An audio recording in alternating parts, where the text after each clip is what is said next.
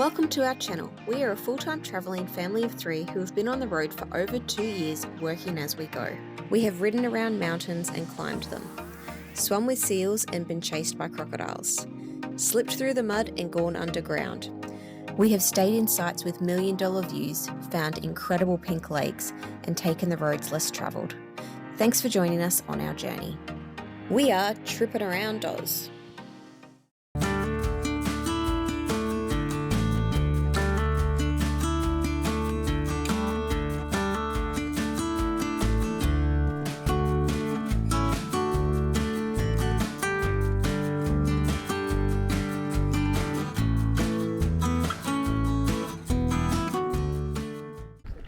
What do you think of the lighthouse?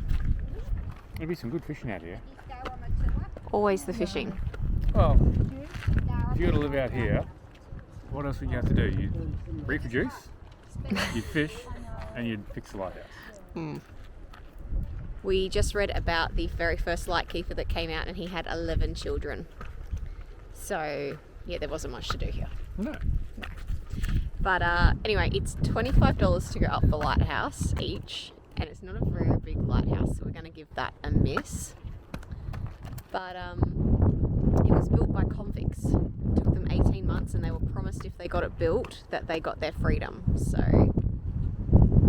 better than being in jail, I guess. Yes. Pretty remote out here, but We should have bought the mics. should It's have. very windy today. Yeah. We don't have our car. We've all come in Dion's dad's car, so it meant we didn't have to pay 2 ferry tickets. And they have a seniors card, so it was really cheap. Yeah. So we'll see how this footage turns out. Anyway, I think that's it for the lighthouse. We've got a few things to check out, but we came all the way down the bottom first because everything was shut until 10, which is a little bit annoying. Gonna go look at the cheese factory for me. Chocolate factory. For you. And okay, there's a place here called Adventure Bay. And Hudson's really into Paw Patrol at the moment, and they live in Adventure Bay, so he's so excited. I actually think that he thinks that we're going to find the Paw Patrol there. Wouldn't surprise me. So that'll be interesting when we get there. Anyway, see you there. Alright, so this is the Bruny Island baker. So he puts a little sign up to let you know when the bread drop will be. He's got olive oil and salt, tomato flatbread. He's got rolls. And if you open up his little fridge, full of sourdough. So this is about 9:15. And you can bank transfer or you can do cash. Yeah. There's no Anzac biscuits today though, is there? No, and look, I'll show you. Like, see, this is where the Anzac biscuits is, and They're empty. No Anzac biscuits. yeah. That's alright, we got a nice bread, didn't we? Yeah, there was Anzac biscuits in here. That's alright. There's 2 fridges of bread. Hey, there's heaps. Look at that. Beautiful. Alright, let's see what else we can find, hey? Yeah.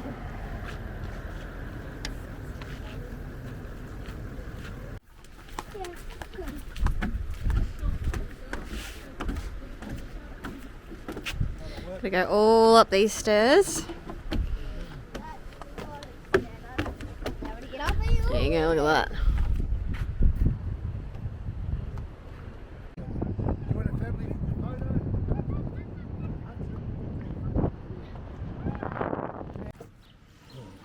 We just had to stop at the general store and buy some butter and jam for our sourdough.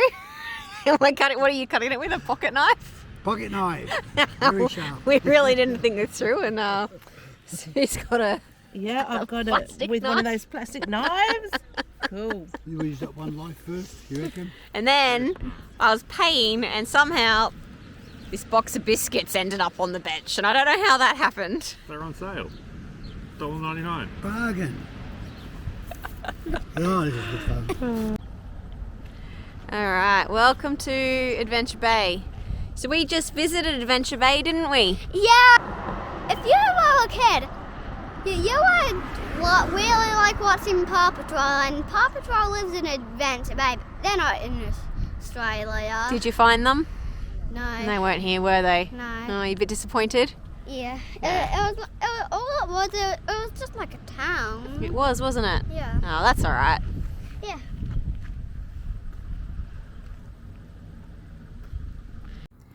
We all probably know about the massacre that occurred in Port Arthur in April of 1996. It was a horrible event where 35 people unfortunately lost their lives.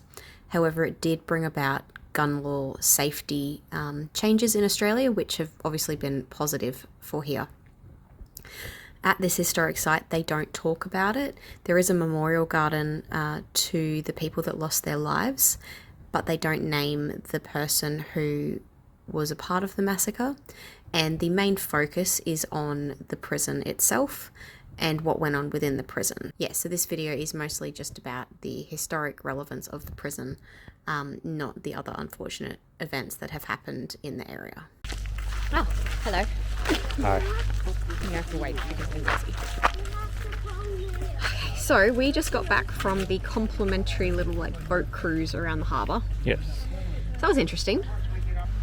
So we went around the Isle of the Dead, which is an island where they buried prisoners and officers. And that. So They say free men.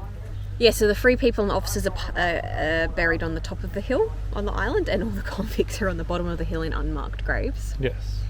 And the interesting thing they talked about, well, the thing I thought was most interesting, was about the children's prison that was here. So it was for kids between 9 and 17 years old.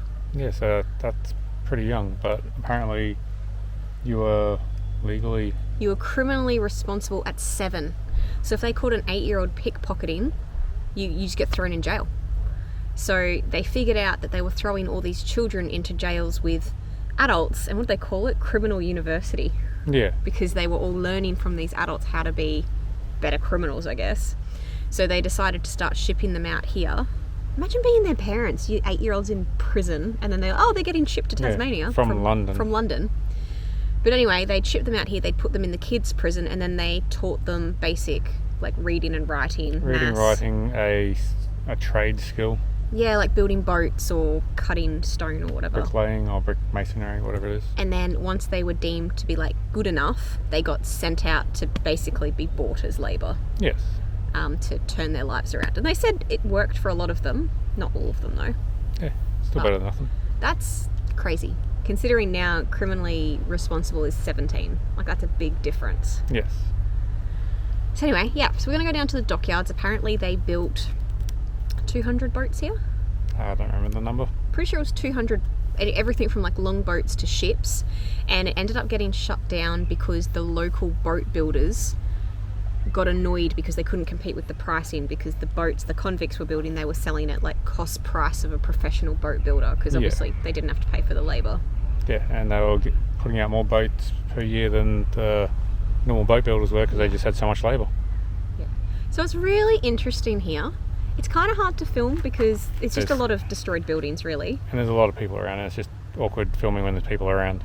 Yeah, well, they said, so it's low season and there's 1,100 people here. Yeah, high season it's between 16 and 1,800. Yeah, and it's even a little bit cloudy and it's still busy. Yes. But yeah, the people that, got thrown in prison because they stole a coat or a loaf of bread because they were starving, and they're into jail you go. One guy got sent back for laxed work. Oh, you said idleness. Idleness. So yeah. Not working hard enough. So into jail, see you later. Yeah. So it was a different time, that's for sure. Definitely. And can you imagine today's criminals being treated like they were back then? Oh my goodness. Oh yeah, they'd be chucking up history. Maybe that's why back then they had prisons where they had room, and now we have more prisons and we don't have enough room because they didn't want to be in the prisons back then. Whereas now the prisons are just too soft, I guess you'd say. People will repeat offend just so they can get the easy life. Whereas, back then. And back then, the currency was cigarettes. It wasn't drugs. Yeah. So, anyway, we'll see what else we can film for you guys. Hopefully you're enjoying a little bit of history. It's a bit expensive to get in, but I've enjoyed myself so far. It's been good. Yeah.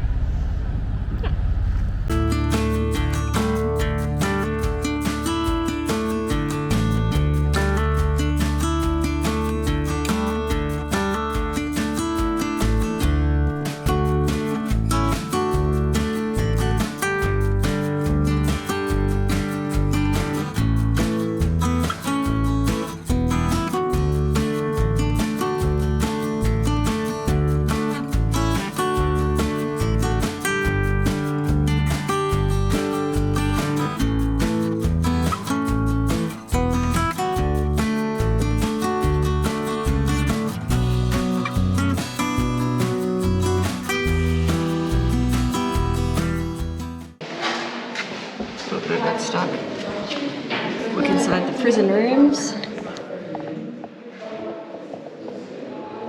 Not even a proper bed, just straps.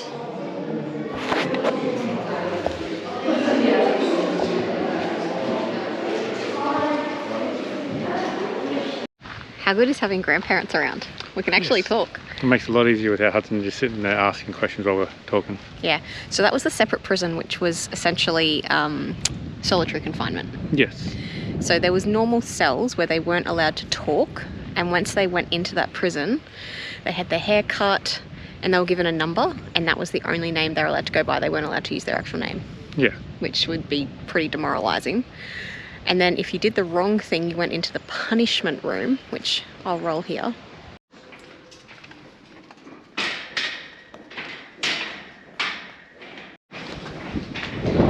So this was solitary confinement.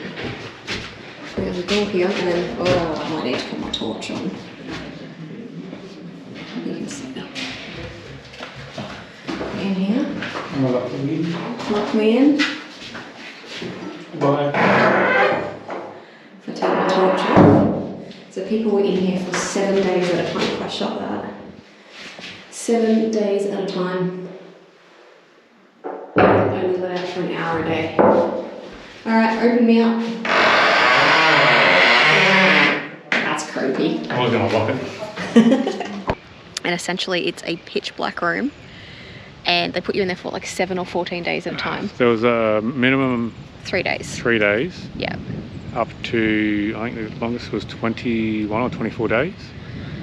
And one guy ended up in there 3 times in a row. For 7 days. No, for the 24 days. Oh, 24 was it? days. Oh.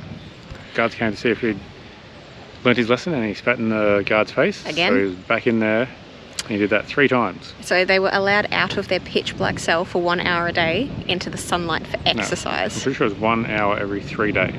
Oh, was it? Yes. Oh, geez. Well, it wasn't much. But anyway, what they were saying is it really damaged their eyes, because going that long in pitch darkness and then going out into a really bright cell did damage. And so unless you could bribe the security guards, not security guards, the prison officers prisoners, to let you out at twilight, it was, yeah, really quite bad for them. So, yeah, that's harsh. Yes. Imagine if they did that now. Oh, my God. People learn their lessons a lot quicker. All right, good morning. Good morning, everyone. Oh, like I got my sunnies on because I'm squinting hard, that sun. There, directly in front of us. It is, but standing like this, you can see the beautiful view behind us. Yes. So we're coming to you from Hobart. We've been here for, what, a week? Yeah, a week tomorrow. Yeah. I don't know that we've done much filming. No, we've done 0 filming. Yeah.